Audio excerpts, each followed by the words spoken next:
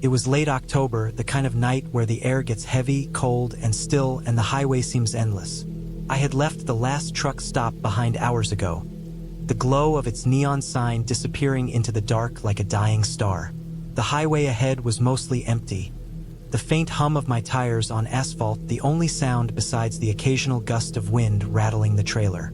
I always preferred the night runs. Fewer cars, smoother roads, and a strange kind of quiet that made the miles go by faster.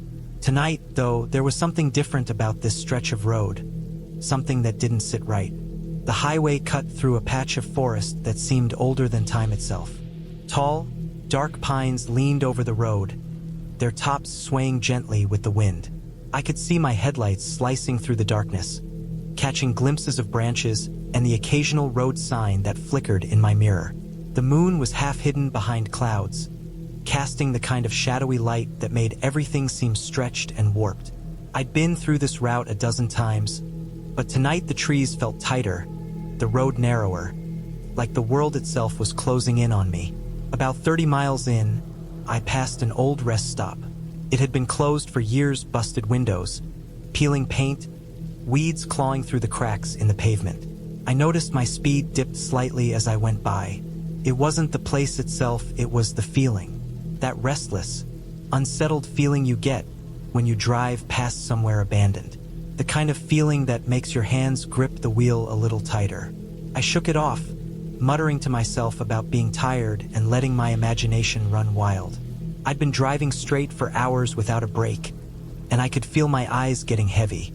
My eyelids were a little stiff, the kind of tiredness that comes from monotony rather than lack of sleep. I reached for the cruise control and set it, thinking maybe a little monotony would help me fight off the fatigue. I kept the radio on low, a country station playing soft music, just enough to keep me company. But soon even that faded into the background, drowned out by the hum of the tires and the whistle of the wind along the trailer. The highway curved slightly, bending into a dense patch of forest. That's when I saw it. At first, I thought it was a trick of the shadows, a reflection in my windshield. A car, or at least something that looked like a car, was sitting on the shoulder up ahead. No lights, no movement, just there. It was old, rusty, maybe abandoned, the kind of vehicle that made you wonder how long it had been there. I slowed down a bit, keeping my distance. My gut told me to drive past, but part of me couldn't stop staring. Then the feeling hit me, a weight pressing down on my chest. My skin crawled, my stomach twisted. It was that strange, concrete kind of fear, the kind that isn't tied to anything supernatural, just the pure awareness that something about this situation isn't right. I checked my mirrors, tapped the brakes lightly, and slowed to about 40 miles an hour. My headlights illuminated the car fully now. It wasn't abandoned at all. The engine was cold, the windows dark, but there was a shape inside, hunched over. I couldn't make out a face, just the faint outline of a person. The movement was almost imperceptible, but my body tensed anyway. I thought about calling it in, about reporting a stranded motorist. But I hesitated. The nearest town was 20 miles back, and I didn't have a good signal. There wasn't even a hint of other traffic. I considered stopping, but the situation felt wrong. I can't explain it. I didn't get a bad feeling from the person, not exactly, but from the entire scene. It was unnatural how still and quiet it was. My rational brain told me I was imagining things, that it was just a tired mind reading patterns into shadows. But my instincts screamed at me not to stop. I eased the rig back onto the center of the lane and kept going, trying to focus on the road. That's when I noticed something else. The road markings. It was subtle, barely noticeable at first, but the lane lines seemed off. The stripes were faded in some spots and unusually bright in others, like they had been patched unevenly. My tires hit a rough patch, the asphalt cracked, crumbling under the weight of the truck, and I felt a shiver run down my spine. The GPS on my dashboard flickered briefly, switching from the map to a blank screen, then back again. Nothing catastrophic, just enough to make my brain go, "What the hell?" Minutes passed, and I felt the tension building. My shoulders were stiff, my hands aching from gripping the wheel. The forest seemed endless, the shadows stretching like dark fingers over the road. I thought about stopping at the next truck stop, even if it was hours away. But as I scanned ahead, I noticed another vehicle, a semi, parked completely sideways across the shoulder. No lights, not a soul in sight. The trailer sagged slightly, the tires partially off the asphalt. This was different. This wasn't abandoned. Someone had moved that truck here recently. My stomach dropped. I realized then what was happening. I was on a stretch of highway where people disappear. It wasn't stories or myths. Something about this road had trapped vehicles in odd positions, left abandoned. Maybe accidents, maybe something else. I didn't know, but the logic of it didn't matter. My instinct told me to get out of there as fast as possible. I pressed my foot down, slowly at first, then harder, my rig roaring in protest as I accelerated. The trees blurred past, the lines of the road twisting under my headlights. I tried to calm my racing heart, reminded myself I'd driven in worse weather, through worse fatigue, and survived. My mind screamed at me to stay alert. I checked the mirrors obsessively, scanning for movement, for lights, anything. But the highway remained empty, except for the eerie presence of those abandoned vehicles, sitting there in the shadows like silent witnesses. I drove for another hour, the tension never letting up. My muscles were tight, my hands raw, my eyes stinging from staring through the dark. Then, finally, I saw a faint glow ahead, the welcome yellow of a truck stop. Relief hit me like a wave. I slowed down gradually, my rig rumbling over the cracks and patches of the road, feeling each vibration like a heartbeat.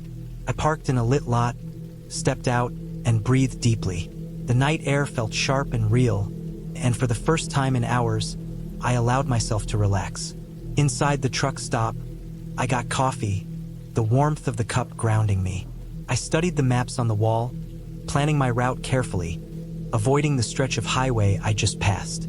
I couldn't shake the memory of those abandoned vehicles, the unnatural stillness of the road. But I told myself I'd made it through. I was fine. I wasn't going to let fear dictate the rest of my route. I checked my rig over, made sure nothing had been damaged, and finally allowed myself to take a proper break. By the next morning, the sun was just rising, casting pale light over the asphalt. The road looked completely normal now, ordinary even. I drove cautiously, still alert, but the terror of last night had faded into a low hum of unease. Hours later, I delivered the load safely. The frozen chicken was offloaded, the paperwork signed, and my body finally allowed itself to relax. That stretch of highway, though, stayed with me. I couldn't explain it rationally. Nothing had touched me, nothing had moved toward me, but I'd felt danger in its purest, most human form. I never drove that route at night again. During the day, it's a normal road, but at night, those long, dark stretches through dense forest hold a weight, a quiet threat that no one can see but can be felt. And I never forget that feeling, the oppressive stillness, the abandoned vehicles, the sense that sometimes roads themselves can hold danger. I learned that night that fear isn't always something you can explain. Sometimes it's just real, waiting for you behind a curve in the dark, and being alive to tell yourself that is the best ending you can get.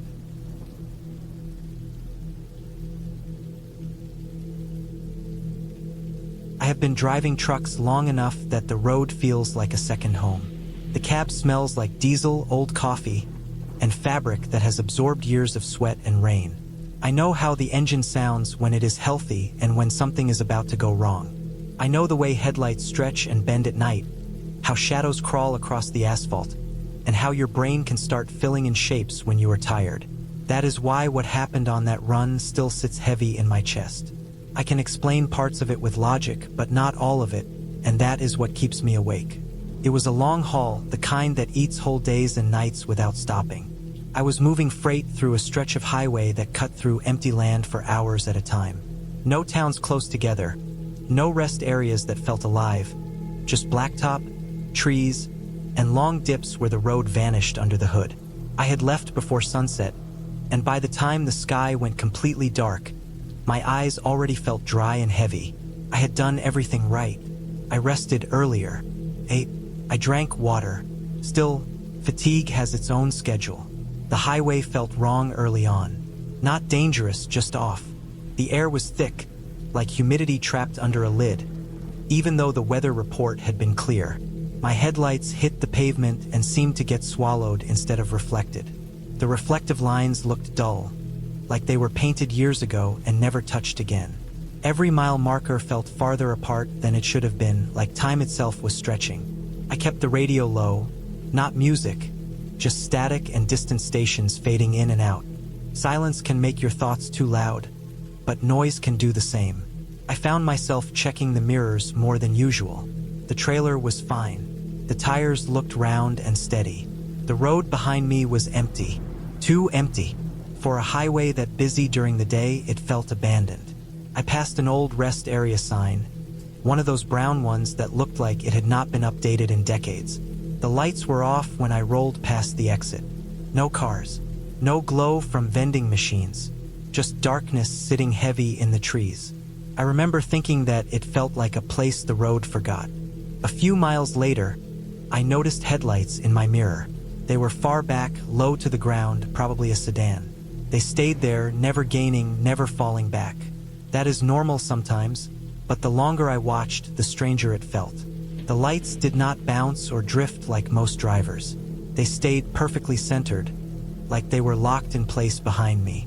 I adjusted my speed slightly. The headlights adjusted with me. I slowed more than usual, expecting them to pass. They did not.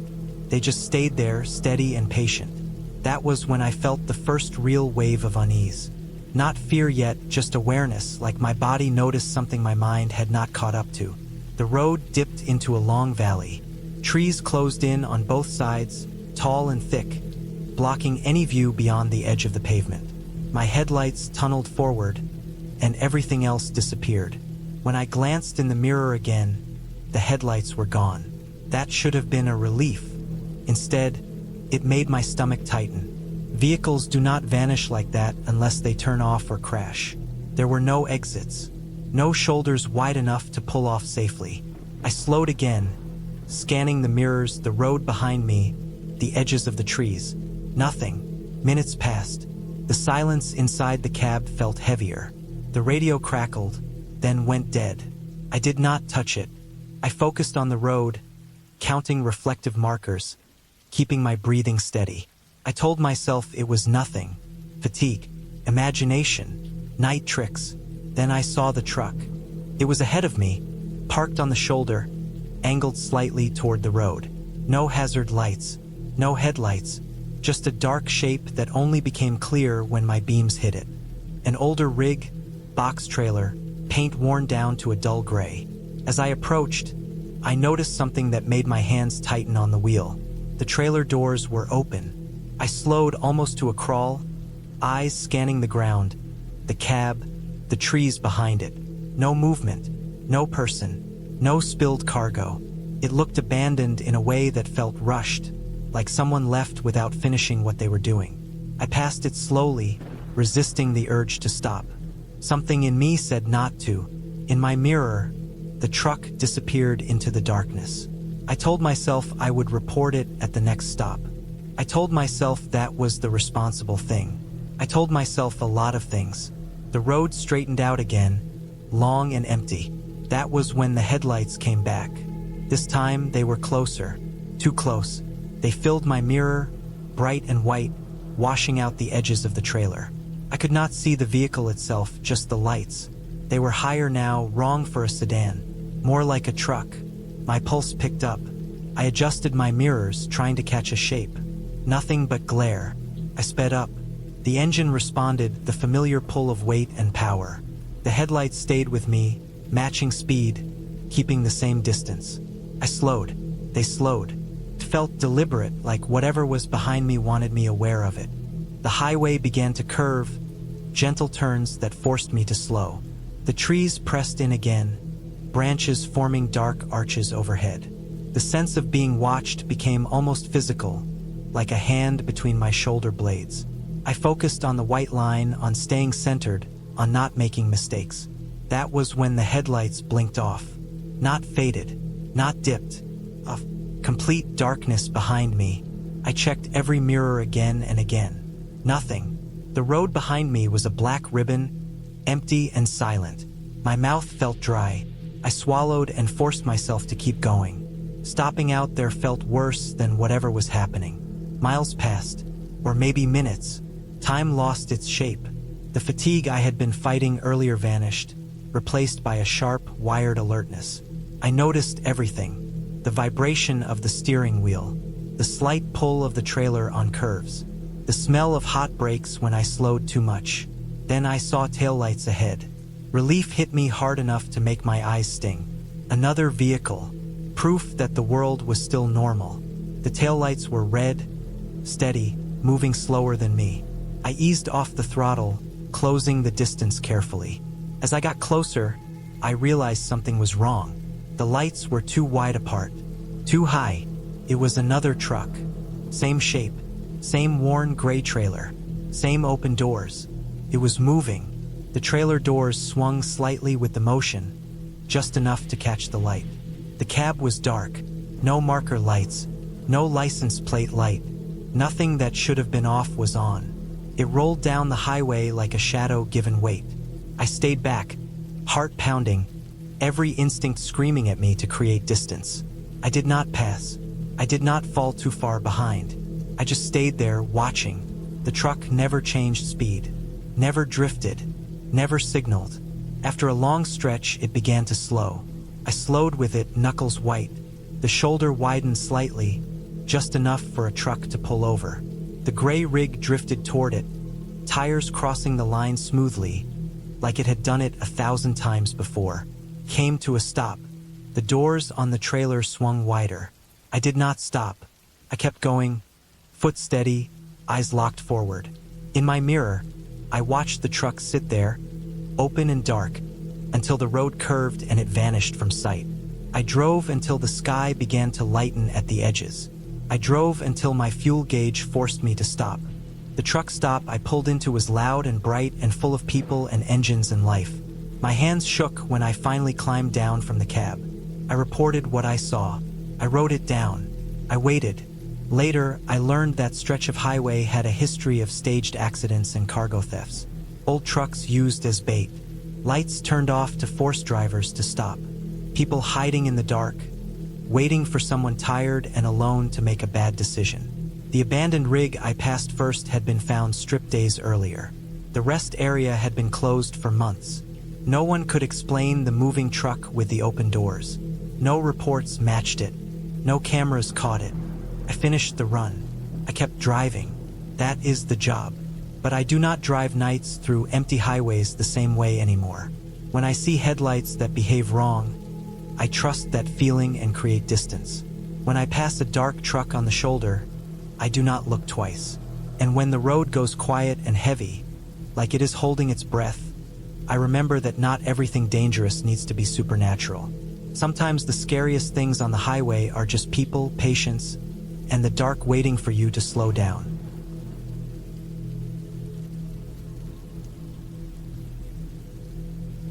It was late October, a Wednesday, and I was hauling a refrigerated load from Dallas up to Chicago.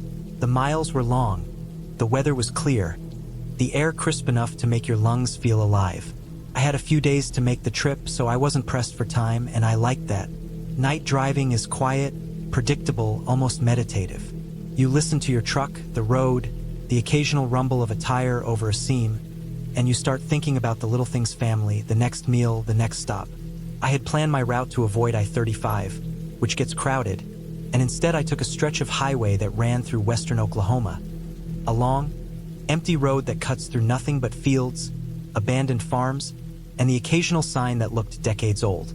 The sun was setting when I got onto it, the horizon glowing like fire, and I felt the familiar calm of being alone on the open road. The kind of calm that lets your mind wander and sometimes makes you feel like the only person left on Earth. The first hour was normal. A few trucks passed, one in each direction, lights flicking by. I checked my gauges, kept the cruise on at 70, listened to the diesel engine's steady growl. Then I noticed something odd. The road signs weren't what I expected. Mile markers were off, numbered strangely, some of them missing entirely. A few barns and silos I had passed on the way out of the city should have been behind me by now, but they kept appearing distant and pale, like they were being held up by the haze of the horizon. I shook it off. Maybe I had missed a turn somewhere. Hours passed. The night settled completely.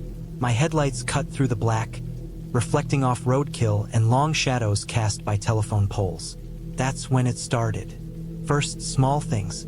A truck that I swore had passed me earlier seemed to appear behind me again, then vanish when I blinked. The mile markers kept counting down instead of up, or sometimes not at all.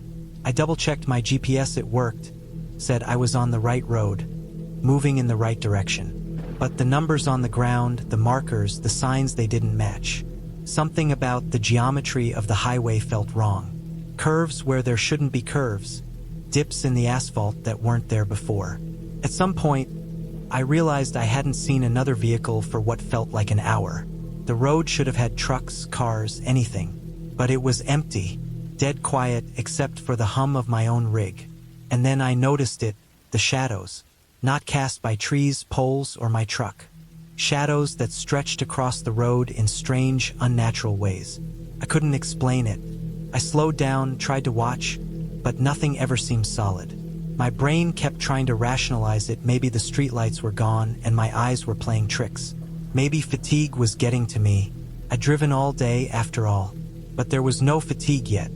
I was alert, too alert. I started to panic when I realized I hadn't seen a single exit sign, a single rest stop, for hours. My fuel gauge was halfway down. I knew there should have been at least one gas station by now. The GPS insisted I was still on the highway, moving steadily toward Chicago. But my mind screamed that this road was wrong. Something about the distance, the way the road never seemed to end, felt like it was mocking me. I tried to call dispatch. My phone showed service, but no calls connected. I tried the CB radio, but static was all I got. No other trucks. Nothing. I considered turning around. But every time I looked at the rearview mirrors, the stretch of road behind me seemed identical to the one in front, like I hadn't moved at all. I drove for miles trying to find a turn, a side road, anything. The darkness pressed in on the cab, the isolation turning my heartbeat into a hammer. I noticed my hands were sweaty, gripping the wheel so tightly my knuckles hurt. Sweat ran down my back. My mind tried to fight the fear, telling me this was a mental thing, but the road felt alive in some way, like it was trying to hold me in place. I saw movement ahead. A truck, or maybe a large vehicle, came into my headlights. Its brake lights glowed red, pulsing slowly.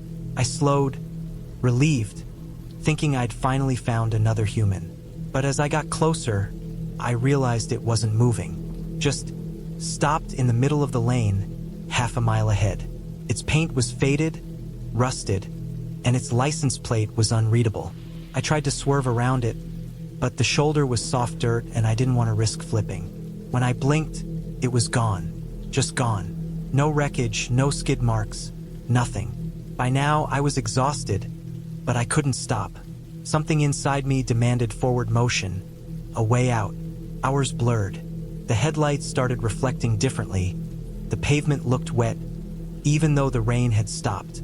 Fog crept along the edges of the road, thin, almost imperceptible, but it carried a cold that seeped through the cab. The radio started acting strange. I caught a snippet of a broadcast, a man talking about a wreck near Tulsa, then static. The voice repeated, distorted, over and over. I realized I didn't know what time it was anymore. My watch had stopped. At some point, I started to notice the same landmarks over and over. An old red barn, a crooked telephone pole, a dead tree shaped like a claw. I passed them repeatedly, mile after mile. Panic started clawing at my chest. I tried to stop, tried to pull off into a side road, but every turn led me right back to the same stretch of asphalt. I wasn't hallucinating. I checked the truck's odometer. I was moving, but the road refused to let me leave. By the time the sky started to lighten, a grayish pale dawn, I was numb with exhaustion. My eyes burned from staring at the road. And then I saw it. A small exit sign, faded and bent. Relief crashed over me. I took the exit without hesitation, tires crunching on gravel, and followed the side road until it led me to a small, empty truck stop. Gas pumps squeaked in the wind. No attendants, no other vehicles. I stopped, shut down the engine, and stepped out. The cold morning air hit me like a slap. I checked my phone, it had full service. The highway I'd been on didn't even exist on Google Maps. Not at all. The GPS plotted a route over fields and farms, roads that should have been there, but the highway I drove. No record. I filled up the tank, grabbed coffee from the dusty machine, and sat in the cab for a long time, shaking. Hours later, when I finally had the courage to continue, I returned to the same path I thought I had left behind. Everything looked normal now. Signs were correct. Mile markers counted properly. Trucks passed by in regular intervals. Nothing out of place. And yet, I knew what I had driven through. I knew the stretch of road that never ended, that bent reality for a few hours of night. I knew that I hadn't imagined it, no matter what anyone says. I made it to Chicago a day late. The load was intact, the trailer cold. No one believed me when I tried to explain. People laughed, told me I was tired, that I must have taken a wrong turn. But I know the truth. Some highways aren't haunted by spirits or demons. Some highways are haunted by the road itself, by emptiness, repetition, and isolation that bends your mind until you feel trapped in it forever. I've never driven that stretch again. I never will. But sometimes at night when I close my eyes, I see it. The endless road stretching into darkness, waiting. And I know in my bones that it's still there, out in Oklahoma, waiting for the next trucker who thinks the road is just a road.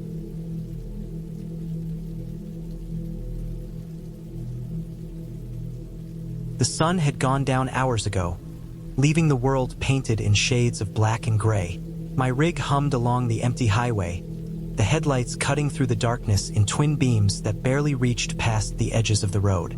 The air was cold, and the vibration of the truck beneath me was steady, almost hypnotic. That steady hum is something every trucker learns to tune into. It becomes part of you, like a heartbeat, something that keeps you awake and aware even when fatigue is clawing at your eyelids. This stretch of highway had a reputation. The dispatcher had warned me when I picked up the load, keep your eyes sharp and don't let the darkness fool you. I hadn't really thought much of it at the time. Every highway has its lonely stretches. Every trucker has a few stories about the road being different at night.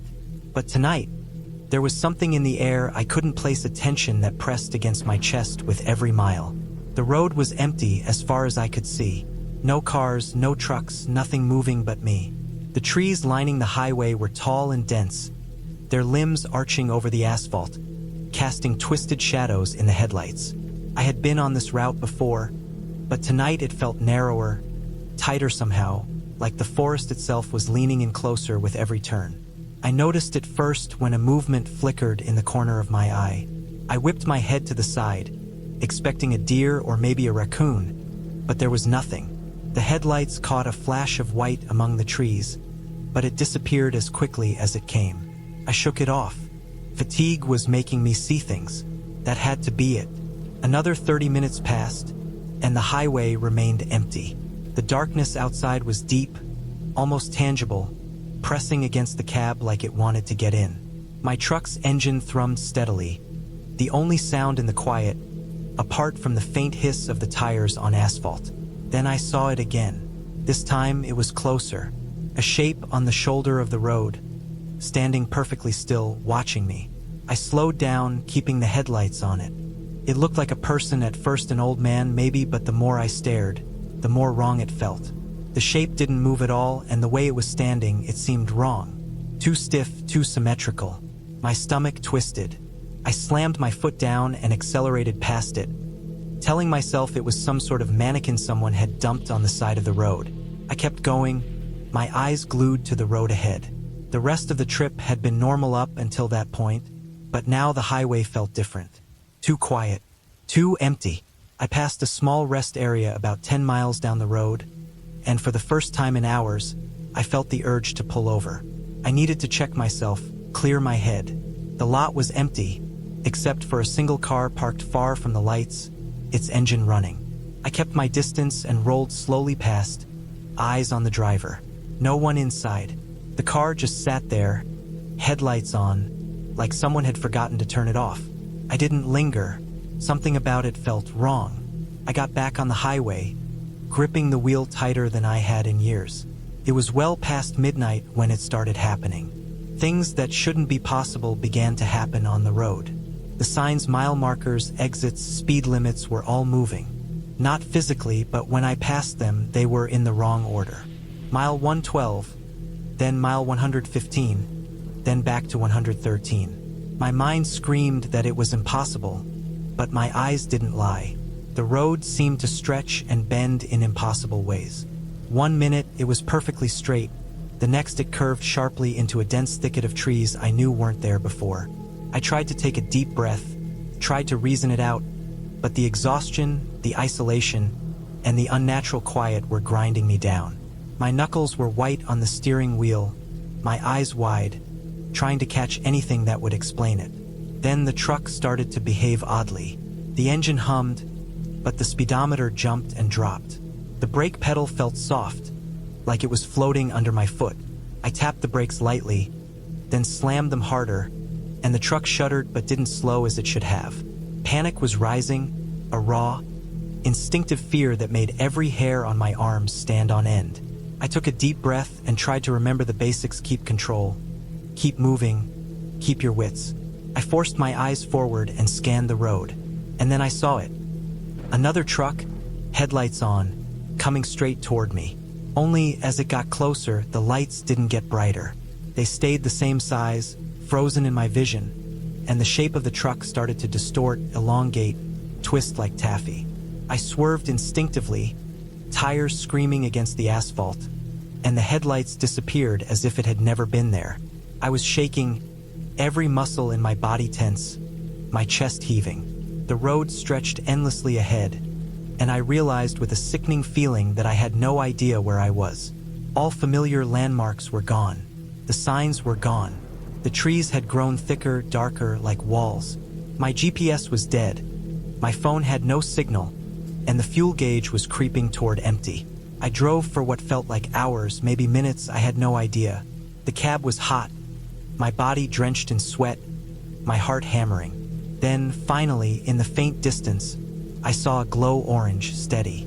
A rest stop, a diner, something human. Relief slammed into me so hard I nearly drove off the road. As I got closer, the details became clear. The diner was real, old, the neon sign flickering. Cars were parked outside and people were moving around inside. The normal hum of life, the smell of food and coffee, the chatter of voices, everything that reminded me of the real world washed over me.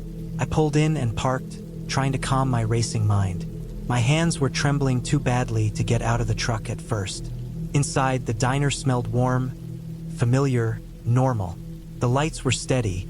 The waitress behind the counter wiped down tables, and the patrons talked quietly.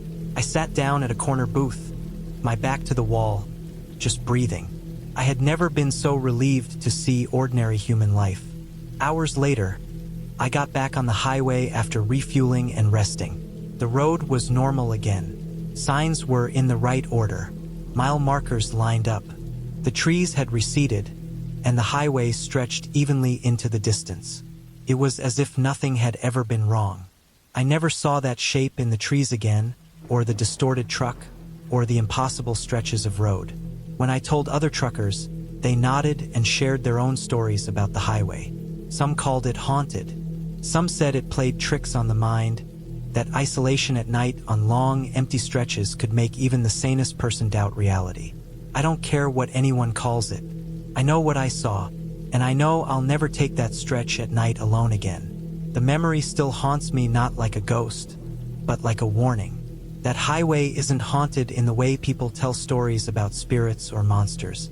It's haunted by exhaustion, by isolation, by the mind itself when it's pushed past its limits.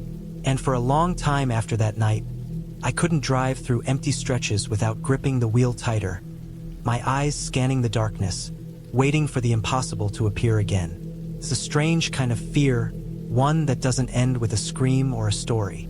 It doesn't fade. You carry it with you, miles down the road, in the hum of the engine, in the dead quiet between headlights. And sometimes, when the highway stretches out in front of me at night, I can feel it pressing in, waiting for the next driver who isn't ready for it. But I survived. I made it to the next town. I refueled. I rested. And in the light of day, the highway looked just like any other, straight and ordinary. That's the cruelest part. The highway itself doesn't change. It's perfectly normal. It's the night, the emptiness, and the mind that makes it something else entirely. I keep a rule now. If the highway looks empty and endless, I slow down. I take breaks. I stay awake. I never underestimate it, because I know the road doesn't need ghosts to scare you. It only needs the night, the silence, and a driver who's alone for too long. And that's enough to make even the toughest trucker think twice.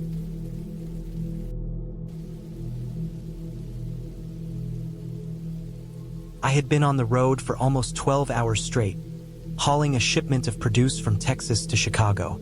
The sun had long disappeared beyond the horizon, leaving only the pale glow of my headlights cutting through the thick darkness of the highway. There wasn't much traffic this late at night, and that was exactly how I liked it most days.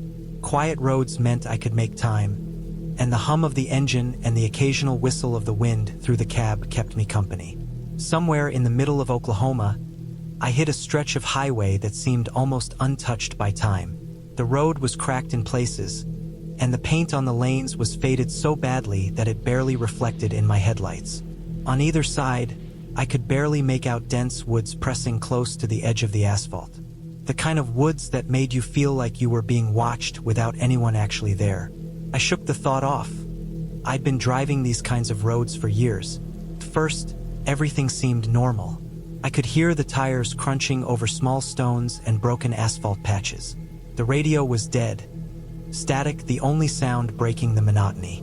I switched it off and focused on the road. That's when I noticed the first thing that made my skin tighten. The mile markers had stopped appearing. Not like I'd missed a few, they were completely gone for over 20 minutes. Usually, even on deserted highways, there's some kind of marker, a sign, a roadside reflector to guide you. Nothing. Just trees, darkness, and the road stretching ahead. Then came the trucks. At first, I thought it was my imagination, headlights in the distance, a familiar pattern of big rigs passing me at high speeds. But these trucks weren't passing in the normal way.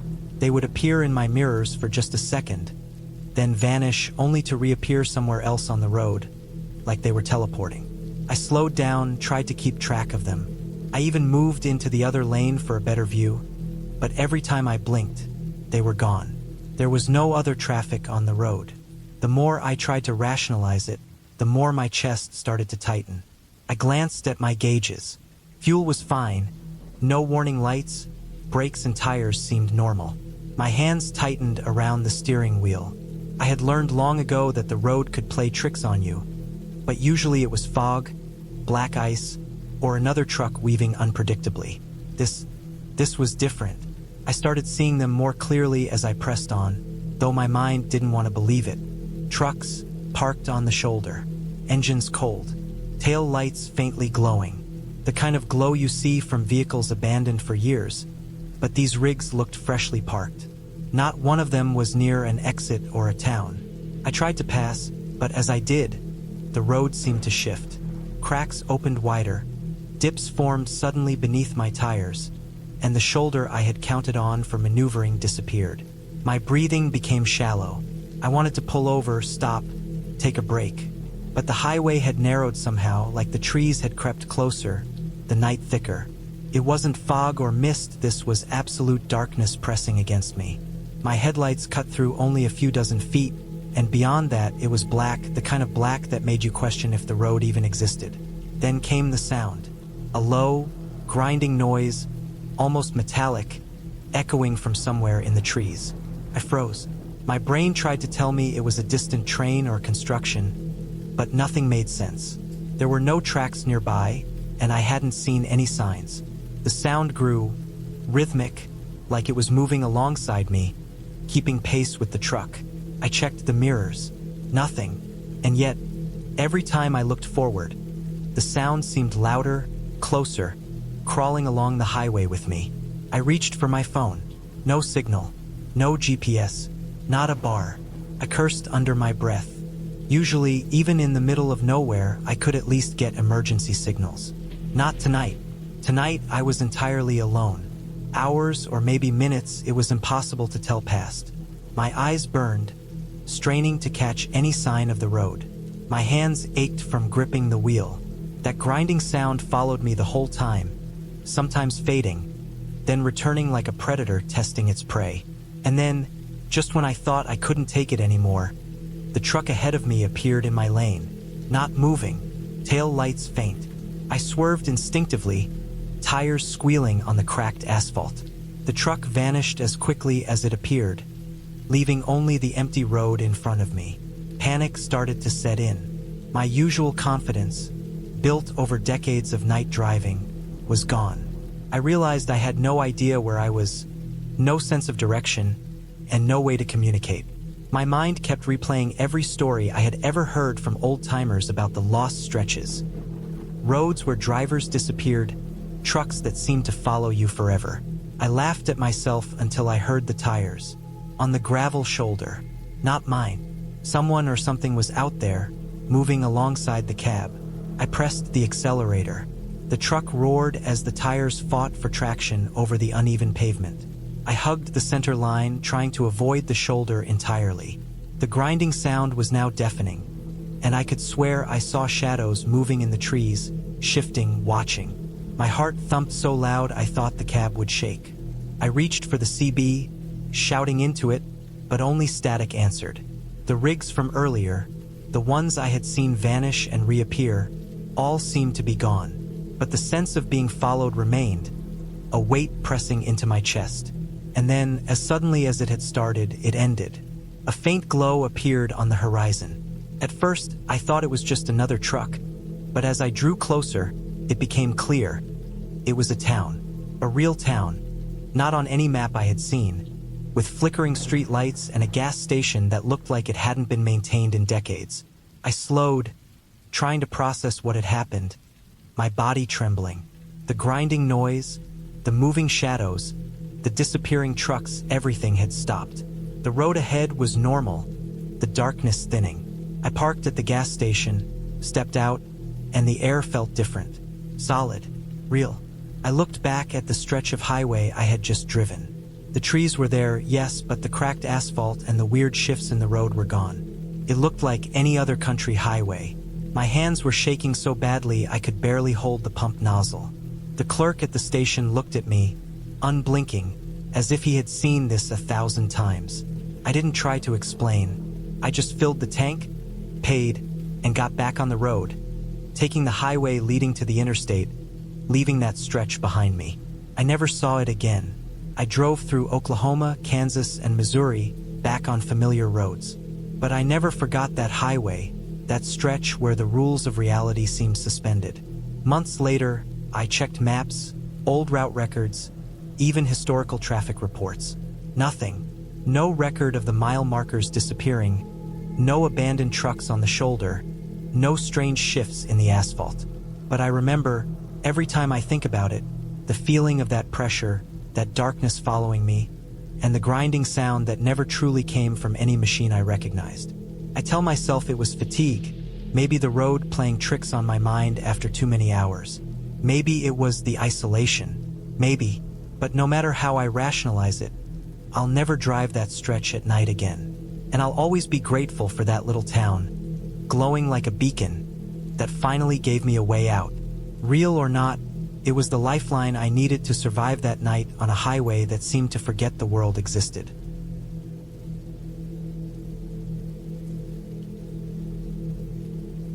I had been on the road for nearly 15 hours straight. The highway stretched endlessly ahead, a ribbon of cracked asphalt disappearing into the dark void of the night. The rig beneath me hummed steadily, the engine's low growl a constant companion. But even that familiar sound didn't drown out the uneasy feeling settling in my chest. Something about that stretch of road always bothered me. I had driven it dozens of times before, but tonight it felt different. The air was thick, heavy with fog that clung to the trees lining the roadside. The fog was almost like a curtain, reducing visibility to just a few yards. Headlights bounced off it in weird, shifting patterns, and shadows moved in the periphery of my vision. I was hauling a load of refrigerated goods from Dallas to Kansas City, and the schedule was tight. I had already skipped dinner and 2 rest breaks to make up lost time, and fatigue had begun gnawing at me like a rat. My eyelids were heavy, my hands a little shaky on the wheel. I kept telling myself I was just tired, that I needed to push through, that the highway wasn't going anywhere. But I'd been a trucker long enough to know when something felt off, and this road was sending every alarm I had. About 50 miles in, the first incident happened. Out of the fog, a car appeared, just a shadow at first. My instinct kicked in, and I eased the rig over to the right shoulder. The car didn't slow. It passed me, just inches from my mirror, and I caught a glimpse of the driver head down, hunched, something unnatural in the way the car swerved slightly. No lights on, just the shape of a car moving too fast, too carelessly. My stomach twisted. I shook it off, told myself it was someone drunk or high, and pressed on. The road narrowed after that, 2 lanes that felt tighter than usual. The fog got thicker, almost choking, settling into the cab through the tiniest gaps in the seals. My radio crackled now and then with static, the voices of other truckers muffled, almost distorted. I tried to focus on the rhythm of the tires rolling over the asphalt, the gentle thrum of the engine, but then I saw it. A set of headlights dead ahead, stationary, and impossibly close to the middle of my lane. I slammed the brakes, the rig groaning under the sudden stop. My heart hammered so loud I thought the steering wheel would shake it right out of me. The lights didn't move, didn't blink, didn't signal, just sat there. My mirrors reflected the beam back at me, and in the fog, it looked enormous, like the headlights were hovering in midair. I sat there, frozen for what felt like forever, before mustering the courage to inch forward. The lights didn't flinch until I passed them. No car, nothing, just the road, empty, silent except for my engine. My hands were trembling, my chest tight, and I knew I had to pull over somewhere to regroup. I found a rest stop a few miles later. I killed the engine, climbed out, and tried to shake off the feeling. My legs were stiff, my back aching, and the night air was sharp against my sweat-damp skin. The rest area was deserted. Not a single car, not a truck, just the faint smell of diesel and wet asphalt. I double-checked the trailer, tapped the doors, checked the lights, everything normal. Nothing to explain the headlights. I poured a bottle of water over my face, trying to shake the creeping panic. Back on the road, the fog seemed thicker than before. My headlights barely cut through it, and the road markers were like ghosts fading in and out. Somewhere near mile marker 142, I saw it again, a shadow, maybe a person or a deer. Hard to tell. It darted across the road so fast my heart leapt into my throat. I swerved slightly, tires crunching gravel, the trailer fishtailing. I fought the wheel, the rig groaning under the strain, and finally straightened out. My pulse was in my ears, my hands slick with sweat. I told myself to calm down, to drive normally, but the tension clung to me like a second skin. Then came the worst part. Around 3 in the morning, I started noticing the road signs were wrong. Mile markers counting backward, exits that shouldn't exist, intersections that hadn't been on my map. The fog was a solid wall now, pressing against the windshield. Every reflective strip on the road glimmered like eyes watching me. My GPS had died somewhere around the first rest stop. No signal, no map, just static. I was alone, truly alone, with only the hum of the engine and my own heartbeat for company. I stopped at a lone gas station that appeared out of nowhere. The pumps were old, rusted, the lights flickering. No attendants, no other vehicles. I filled up the truck anyway, thinking I might as well take any precaution. As I checked the trailer one last time, I noticed the back tires of a parked car near the pumps. A black sedan. Nobody inside.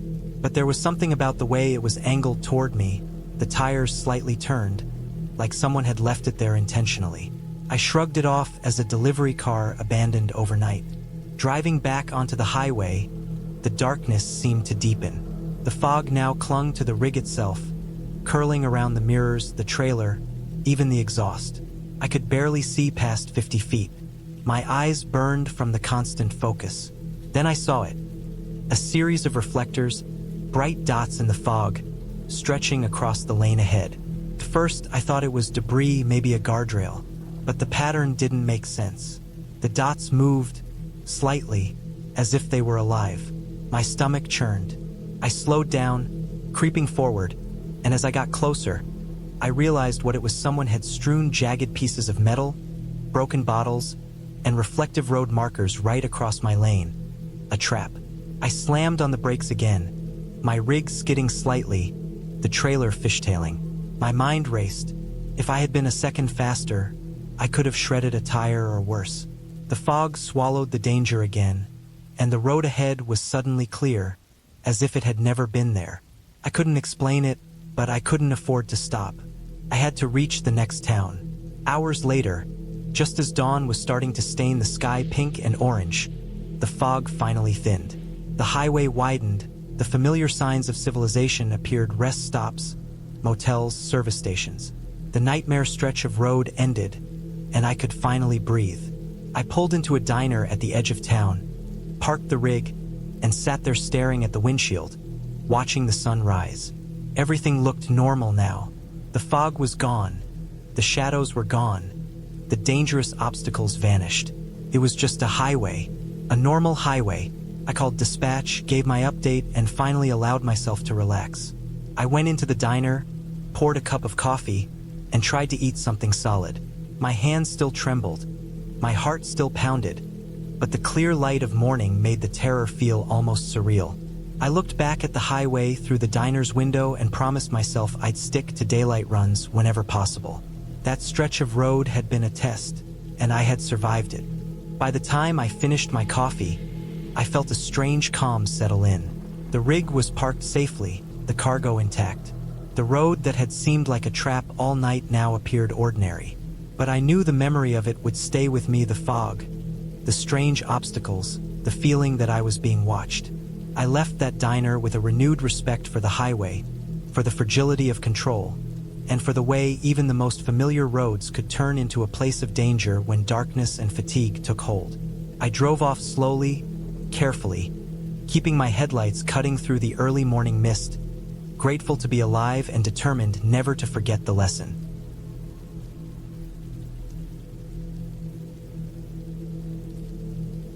I had been driving that stretch of highway for years, long enough to know every curve, every cracked patch of asphalt, every faded sign that warned of sharp turns or sudden dips. It was a route most truckers avoided at night, but I had deadlines to meet, and I liked the quiet. There was something about those long, empty roads at 2 in the morning that let me think, let me focus, let me escape the chaos of the cities. But that night, the quiet had a different weight.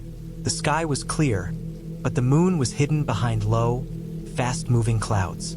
My headlights cut narrow beams through the darkness, bouncing off the reflective markers that lined the edge of the road. I was hauling a refrigerated load of produce, nothing particularly valuable, but heavy enough to make the rig hard to handle on those winding stretches. I had just passed the halfway point, miles away from any town, and the only sounds were the hum of the engine, the soft clatter of tires over patched asphalt, and the occasional groan of my rig adjusting to the curves. That's when I noticed it. A car. It was parked on the shoulder, a little too far back, almost hidden in the shadows. I thought maybe it had broken down, maybe someone had called for help.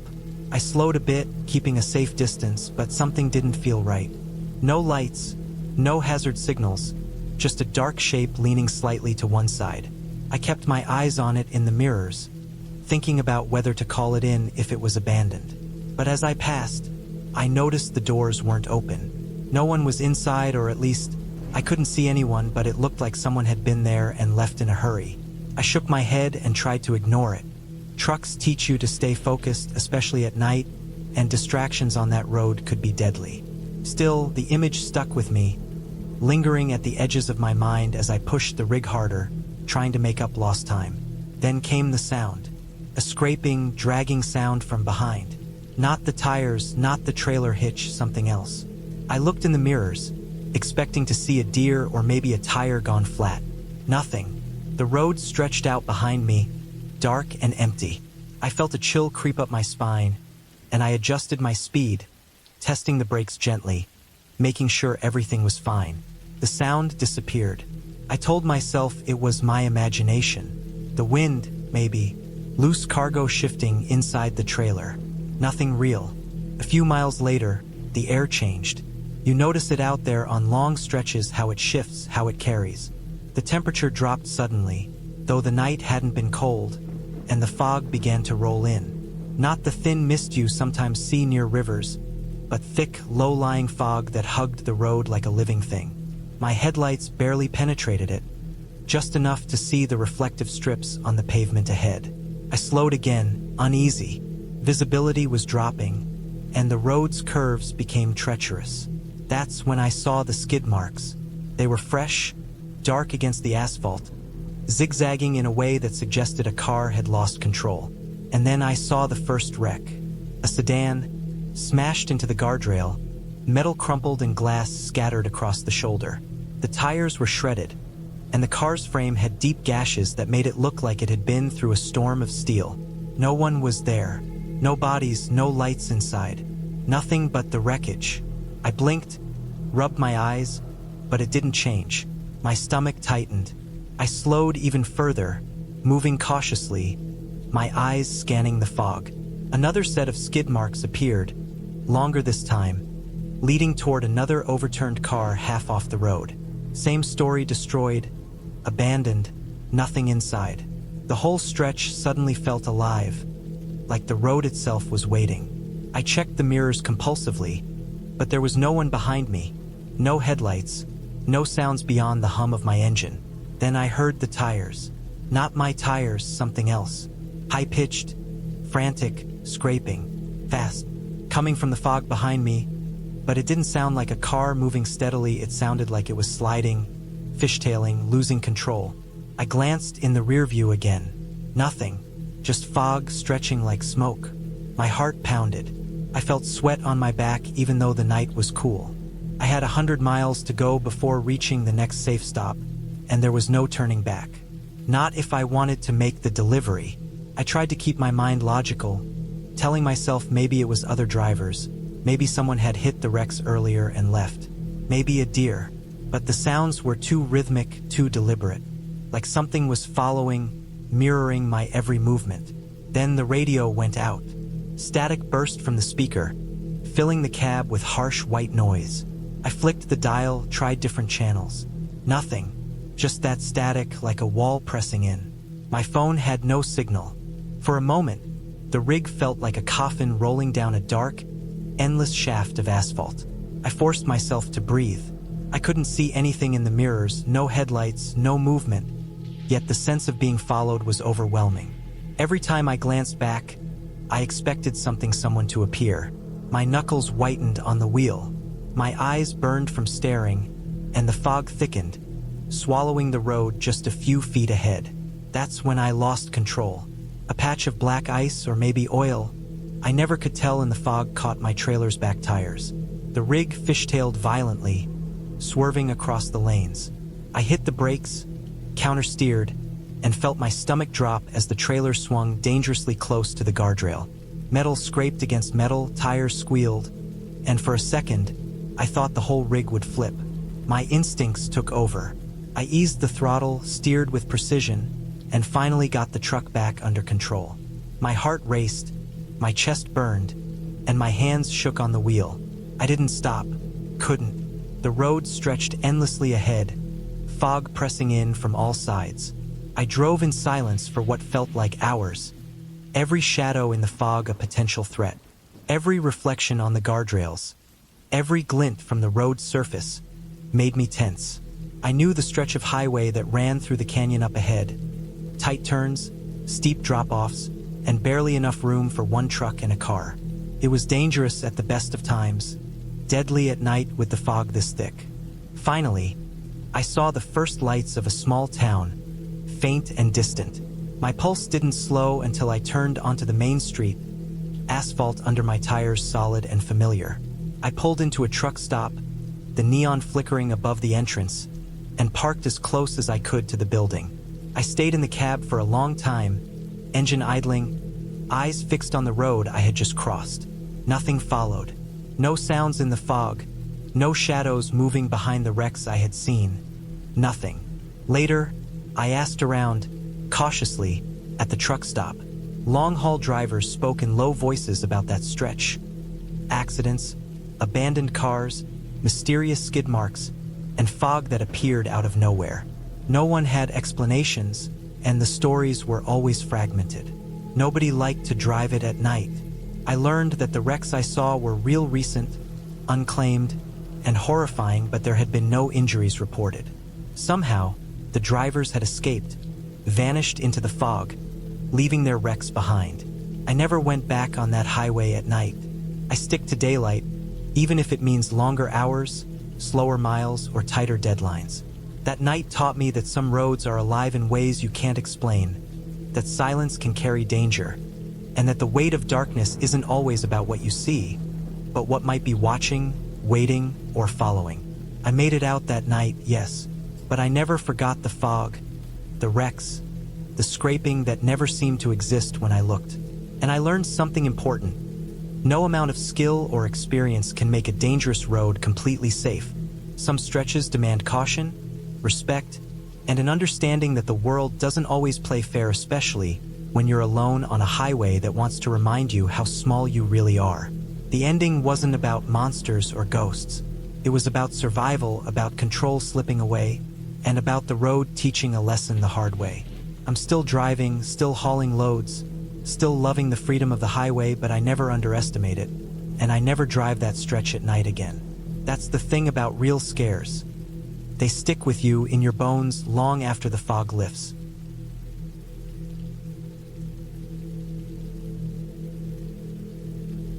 I drive trucks for a living, which means I spend most of my life staring at asphalt and the dark stretches of highway that disappear into the night. Over the years, I've seen more accidents, bad weather, and near misses than most people could imagine. But there's one stretch of road I will never forget, a road that left a mark I can't shake. I don't call it haunted in the ghost story sense. It isn't about spirits or curses. It's a highway that feels alive in a way, almost like it's testing you, watching you, and waiting to see if you'll make a mistake. It was late November. The sun had already dropped behind the low hills when I rolled onto the highway. The weather was cold, the kind of cold that seeps through the layers of clothing and settles in your bones. There were patches of frost on the asphalt, and I could see the headlights reflecting off them as I drove. Normally, I'm fine driving at night. Hell, most truckers prefer it because the roads are empty, but that night there was a heaviness to the air. I couldn't put my finger on it, but it felt different from any night I'd spent on the road. The highway itself was remote, the kind of place where you could drive for an hour without seeing another car. On either side, dense woods pressed up close to the edge of the road, their branches twisted and bare, reaching toward the sky like fingers. Occasionally, a farmhouse or a barn would appear, dark and shuttered, with only the faintest outline visible. The further I went, the quieter it got. My rig's engine hummed steadily, the tires crunching over frost, and I started to notice the silence. Not just the absence of people or cars, but a kind of total silence that made the sound of the truck feel louder, more intrusive, like I was disturbing something. I was hauling a load of construction equipment that night. It was heavy, the kind of cargo that makes your rig sluggish in the turns, and I was careful to keep my speed low. The highway curved more than I expected, twisting in ways that weren't on my GPS. I remember noticing a sharp curve that I didn't remember from the maps. I slowed down, my hands gripping the wheel tight. As I rounded the bend, I saw something strange: tire tracks, deep and wet-looking, cutting across the asphalt in odd angles. At first, I thought maybe a truck had skidded earlier, but the tracks didn't match any vehicle I'd seen. They were long, jagged, and they disappeared into the trees on either side. I shook my head and kept driving, but I couldn't stop thinking about them. A few miles later, the fog rolled in. It wasn't the light mist you sometimes get in valleys. It was thick, almost wall-like, blanketing the road and eating the headlights. I slowed again. The beams of my headlights barely reached 20 feet in front of me, and the trees on either side disappeared into gray nothingness. My rig felt enormous and exposed, like a lone creature trying to push through a white void. And then the accident started. Not mine at first. I saw the smashed remains of cars and trucks along the roadside. One was a sedan, crumpled against a tree, windshield shattered, airbags deployed. I slowed to look, my stomach twisting, but there was no sign of the driver. Not another car, not a person, just the wreck. A few minutes later, I saw a pickup truck flipped over on its roof, resting against the guardrail, engine smoking. No driver, no skid marks, just the vehicle, abandoned, as if it had been thrown there. The further I drove, the more frequent the wrecks became. Sometimes they were recent-looking, paint still wet, tire marks fresh. Other times they were old, rusted and peeling, like they'd been sitting there for years. But all of them had one thing in common. No people. No footprints in the snow, no signs of help or emergency response. Just empty vehicles, scattered along the curves of the highway. My chest started to tighten. I checked the mirrors constantly, half expecting to see someone or something watching from the treeline. The radio was dead. Not a crackle of static, not a whisper of traffic or music. I tried calling the company, but my phone had no signal. I tried GPS. No signal. The rig's onboard navigation started glitching, the digital map flickering like a broken screen. I pushed forward. I had to. Turning back didn't seem like an option. I had already passed the last real town, and the highway ahead disappeared into darkness. Then I saw it, a shadow, or at least something darker than the fog. It moved across the road up ahead, slow, deliberate. My first instinct was to brake, but I realized it wasn't moving like a person or an animal. It wasn't predictable. I had to swerve slightly to avoid it, tires scraping the edge of the road, and in that instant I felt it. A presence not supernatural, but something that made my skin crawl. Like the road itself was alive and breathing around me. I pressed on, hands white on the wheel. My eyes scanned constantly, catching every curve, every tree line, every glint of light. Hours must have passed, though I couldn't be sure. Time stretched and bent on that highway. I began to notice patterns. The wrecks weren't random. They clustered around certain curves, certain patches of fog, areas where the trees leaned close and the shadows felt deeper. It was as if the highway was designed to test drivers, to separate the careful from the careless, the alert from the distracted. The first sign of hope was a faint glow in the distance. At first, I thought it was another wreck, or maybe the lights of a distant town. As I got closer, it became clear. There was a gas station, still open, lights flickering slightly, casting a halo into the fog. Relief hit me like a wave. I pulled in, feeling the weight of the rig pressing against the tires, the engine still humming nervously. Inside, the station was nearly empty. The clerk, an older man with a tired face, barely looked up. I filled my tank slowly, glancing at the road outside through the fogged-up windows. I told myself I was imagining it, that the wrecks were real but not sinister, that the shadow had been a trick of the fog. But the highway didn't let you forget. When I got back on the road, the sun was starting to rise, faint and gray behind the horizon. The fog lifted slowly, and for the first time, I could see the road clearly. And that's when I realized the wrecks were gone. Every single one I had passed in the night vanished. No rusted frame, no smashed glass, no tire marks.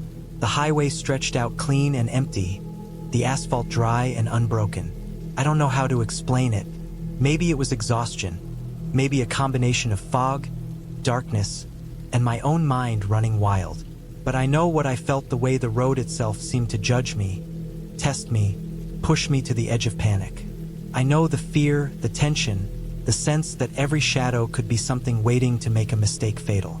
From that day forward, I drive that route only in daylight, no matter how late I have to leave. I stick to the main highways now, where the road doesn't have that weight, where the curves are predictable and the wrecks are handled by authorities instead of disappearing into the fog. I don't tell many people about that night. Most would laugh it off, call it a hallucination or stress. But I know what I felt. Some roads are like that. They demand your attention, respect, and patience. If you're careless, they punish you not with ghosts, not with fairy tales, but with the very real danger of what can happen when the world narrows down to you, your vehicle, and the asphalt stretching into the dark unknown. And that highway, I will never forget it.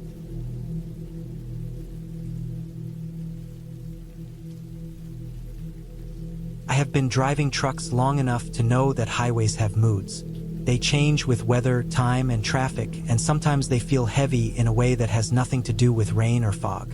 This happened on one of those nights when the road felt wrong from the start. I had picked up a late-night haul, refrigerated freight that needed to cross several states before morning. The dispatcher said it was routine, nothing special. I had done this run before more than once, and it usually went smooth. The highway cut through long stretches of empty land, old rest stops, forgotten exits, and towns that looked like they were shrinking year by year. By midnight, traffic thinned out until I felt like the only person awake in the world. The cab smelled like diesel, old coffee, and the faint plastic smell from the dashboard heating up. The engine hummed steady, a sound I trusted more than silence. My headlights carved a narrow tunnel through the dark. Trees leaned close to the shoulder, their branches barely visible until they flashed by. The sky was clear but moonless, just black stacked on black. About 2 hours into the drive, I noticed the first odd thing. My GPS still worked, but it stopped updating the time to arrival. The number stayed frozen even as the miles ticked down. I told myself it was just a signal issue. That happens in remote areas. Still, I reset it once, then again, and nothing changed. The road signs also seemed off. The reflective paint looked dull, like it had aged too fast. Exit numbers skipped ahead and then repeated. Mile markers went backward by one and then forward again. I kept driving. Truckers learn early not to overthink every small thing.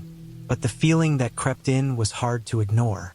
It was the sense of being watched without seeing anyone. No cars passed me. No headlights came from the opposite direction. Even rest areas, usually lit up like islands in the dark, were blacked out. One had cones blocking the entrance, but no sign explaining why. The radio didn't help.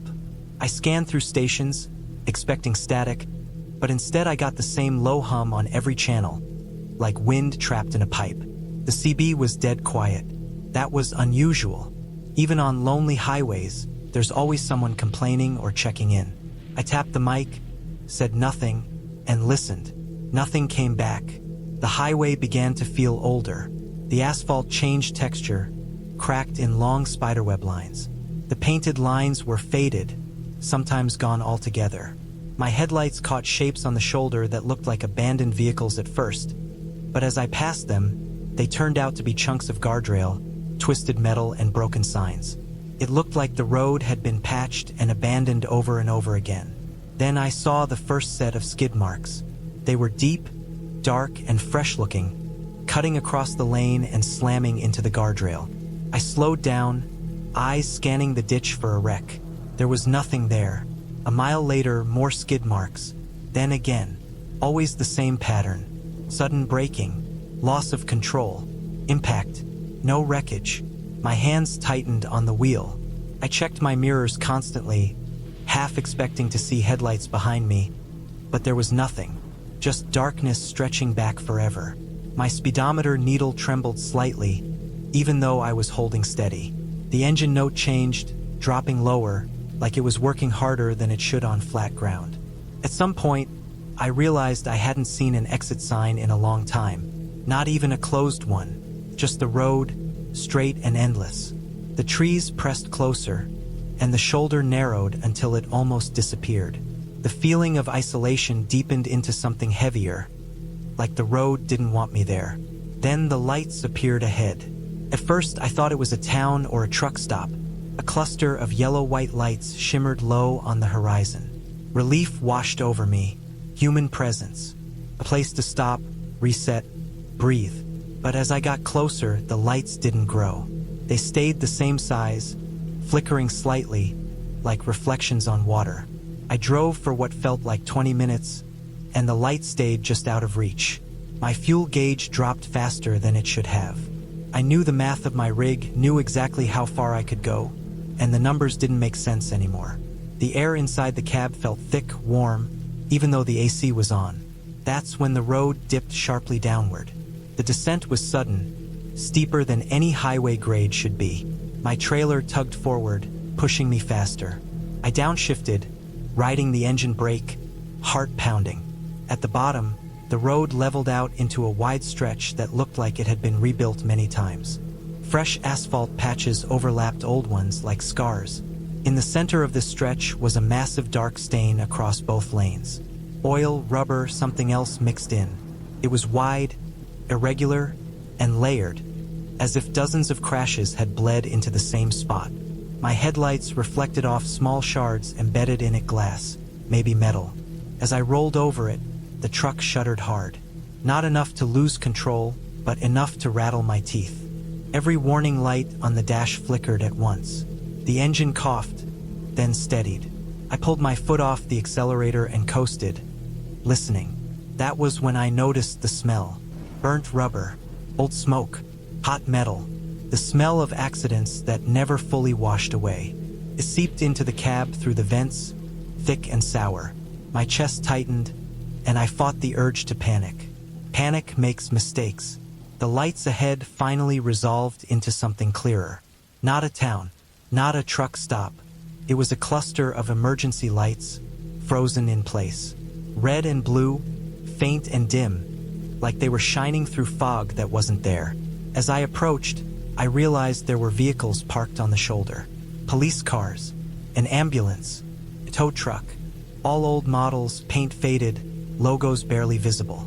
They were empty, doors hung open, hoods were up. Equipment lay scattered on the ground, rusted and half buried into the asphalt like it had been there for years.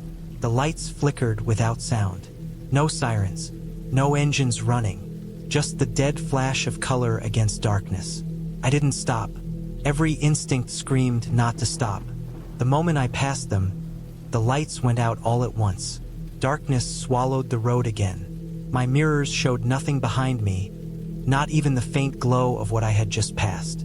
The highway began to climb, slowly at first, then steeper. The engine strained, RPMs climbing higher than they should. My speed dropped no matter how much throttle I gave it. It felt like the road itself was pulling against me. The steering wheel vibrated, a low, steady tremor that traveled up my arms. I focused on the road, counting breaths, counting seconds.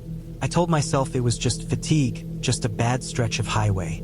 But then, ahead, I saw a sign. The reflective paint was almost completely gone, but I could still read it in my headlights. It listed the next town and the distance. 0 miles. The town name meant nothing to me. I knew every stop along this route, every major exit. This wasn't one of them. As soon as I passed the sign, the road changed again. The asphalt smoothed out. Fresh lines appeared. Streetlights rose up, evenly spaced, humming softly. Buildings emerged on either side, low and dark, windows empty. It looked like a town built for traffic that never came. The speed limit dropped. I slowed, rolling through empty intersections. No parked cars, no people, no movement at all. Every storefront looked abandoned but maintained, like someone kept it clean for no reason. My GPS suddenly recalculated, then went blank. At the far end of town, the highway resumed. Another sign stood there, newer than the last. It showed the name of a city I recognized. The distance was correct. Everything lined up again. I didn't hesitate. I drove out of that place and didn't look back. The moment I crossed that boundary, the engine smoothed out. The fuel gauge stabilized. My radio crackled, and a country song faded in like it had been playing the whole time. Traffic appeared ahead and behind me, headlights and taillights like normal. I drove until sunrise without stopping. Later that day, after I delivered the load, I looked up the route. According to the maps, there was no town where I had seen it. No emergency cluster, no record of anything. But when I checked accident reports from decades back, I found references to a stretch of highway that used to exist before it was rerouted. A place known for repeated fatal crashes. First responders killed in secondary accidents. Tow trucks struck while working scenes. Eventually, they abandoned the road entirely. I still drive trucks. I still run night routes. But I never take that shortcut anymore, even if it saves time. Because some highways don't forget what happened on them, and every once in a while, if you're alone and unlucky enough, they remember you too.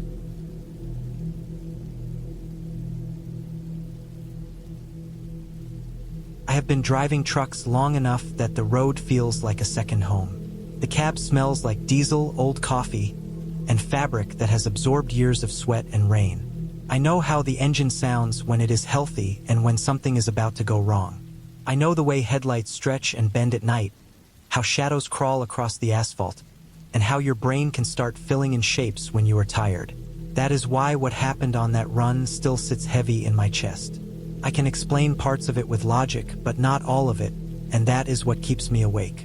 It was a long haul, the kind that eats whole days and nights without stopping. I was moving freight through a stretch of highway that cut through empty land for hours at a time. No towns close together, no rest areas that felt alive, just blacktop, trees, and long dips where the road vanished under the hood. I had left before sunset, and by the time the sky went completely dark, my eyes already felt dry and heavy. I had done everything right.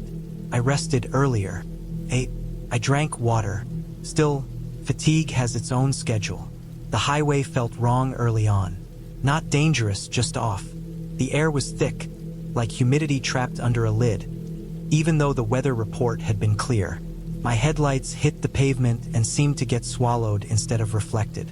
The reflective lines looked dull, like they were painted years ago and never touched again. Every mile marker felt farther apart than it should have been, like time itself was stretching. I kept the radio low, not music, just static and distant stations fading in and out. Silence can make your thoughts too loud, but noise can do the same. I found myself checking the mirrors more than usual. The trailer was fine. The tires looked round and steady. The road behind me was empty. Too empty. For a highway that busy during the day, it felt abandoned. I passed an old rest area sign, one of those brown ones that looked like it had not been updated in decades. The lights were off when I rolled past the exit. No cars. No glow from vending machines. Just darkness sitting heavy in the trees. I remember thinking that it felt like a place the road forgot. A few miles later, I noticed headlights in my mirror. They were far back, low to the ground, probably a sedan. They stayed there, never gaining, never falling back. That is normal sometimes, but the longer I watched, the stranger it felt. The lights did not bounce or drift like most drivers. They stayed perfectly centered, like they were locked in place behind me. I adjusted my speed slightly. The headlights adjusted with me. I slowed more than usual, expecting them to pass. They did not. They just stayed there, steady and patient. That was when I felt the first real wave of unease. Not fear yet, just awareness, like my body noticed something my mind had not caught up to. The road dipped into a long valley. Trees closed in on both sides, tall and thick, blocking any view beyond the edge of the pavement. My headlights tunneled forward, and everything else disappeared. When I glanced in the mirror again, the headlights were gone.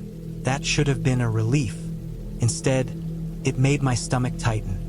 Vehicles do not vanish like that unless they turn off or crash. There were no exits, no shoulders wide enough to pull off safely. I slowed again, scanning the mirrors, the road behind me, the edges of the trees. Nothing. Minutes passed. The silence inside the cab felt heavier. The radio crackled, then went dead. I did not touch it. I focused on the road, counting reflective markers, keeping my breathing steady. I told myself it was nothing. Fatigue, imagination, night tricks. Then I saw the truck. It was ahead of me, parked on the shoulder, angled slightly toward the road. No hazard lights, no headlights, just a dark shape that only became clear when my beams hit it. An older rig, box trailer, paint worn down to a dull gray. As I approached, I noticed something that made my hands tighten on the wheel. The trailer doors were open. I slowed almost to a crawl, eyes scanning the ground, the cab, the trees behind it. No movement, no person, no spilled cargo. It looked abandoned in a way that felt rushed, like someone left without finishing what they were doing. I passed it slowly, resisting the urge to stop. Something in me said not to. In my mirror, the truck disappeared into the darkness. I told myself I would report it at the next stop. I told myself that was the responsible thing. I told myself a lot of things. The road straightened out again, long and empty. That was when the headlights came back. This time they were closer, too close. They filled my mirror, bright and white, washing out the edges of the trailer. I could not see the vehicle itself, just the lights. They were higher now, wrong for a sedan, more like a truck. My pulse picked up. I adjusted my mirrors, trying to catch a shape. Nothing but glare. I sped up. The engine responded, the familiar pull of weight and power. The headlights stayed with me, matching speed, keeping the same distance. I slowed. They slowed. It felt deliberate, like whatever was behind me wanted me aware of it. The highway began to curve, gentle turns that forced me to slow. The trees pressed in again, branches forming dark arches overhead. The sense of being watched became almost physical, like a hand between my shoulder blades. I focused on the white line, on staying centered, on not making mistakes. That was when the headlights blinked off. Not faded, not dipped. A complete darkness behind me. I checked every mirror again and again. Nothing. The road behind me was a black ribbon, empty and silent. My mouth felt dry. I swallowed and forced myself to keep going. Stopping out there felt worse than whatever was happening. Miles passed, or maybe minutes. Time lost its shape. The fatigue I had been fighting earlier vanished, replaced by a sharp, wired alertness. I noticed everything. The vibration of the steering wheel, the slight pull of the trailer on curves, the smell of hot brakes when I slowed too much. Then I saw taillights ahead. Relief hit me hard enough to make my eyes sting. Another vehicle, proof that the world was still normal. The taillights were red, steady, moving slower than me. I eased off the throttle, closing the distance carefully. As I got closer, I realized something was wrong. The lights were too wide apart, too high. It was another truck. Same shape, same worn gray trailer, same open doors. It was moving. The trailer doors swung slightly with the motion, just enough to catch the light. The cab was dark, no marker lights, no license plate light. Nothing that should have been off was on. It rolled down the highway like a shadow given weight. I stayed back, heart pounding, every instinct screaming at me to create distance. I did not pass. I did not fall too far behind. I just stayed there, watching. The truck never changed speed, never drifted, never signaled. After a long stretch, it began to slow. I slowed with it, knuckles white. The shoulder widened slightly, just enough for a truck to pull over. The gray rig drifted toward it, tires crossing the line smoothly, like it had done it 1,000 times before. Came to a stop. The doors on the trailer swung wider. I did not stop. I kept going, foot steady, eyes locked forward. In my mirror, I watched the truck sit there, open and dark, until the road curved and it vanished from sight. I drove until the sky began to lighten at the edges. I drove until my fuel gauge forced me to stop. The truck stop I pulled into was loud and bright and full of people and engines and life. My hands shook when I finally climbed down from the cab. I reported what I saw. I wrote it down. I waited. Later, I learned that stretch of highway had a history of staged accidents and cargo thefts. Old trucks used as bait. Lights turned off to force drivers to stop. People hiding in the dark, waiting for someone tired and alone to make a bad decision.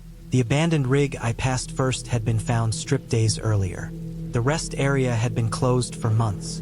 No one could explain the moving truck with the open doors. No reports matched it. No cameras caught it. I finished the run. I kept driving. That is the job. But I do not drive nights through empty highways the same way anymore. When I see headlights that behave wrong, I trust that feeling and create distance. When I pass a dark truck on the shoulder, I do not look twice. And when the road goes quiet and heavy, like it is holding its breath, I remember that not everything dangerous needs to be supernatural. Sometimes the scariest things on the highway are just people, patience, and the dark waiting for you to slow down.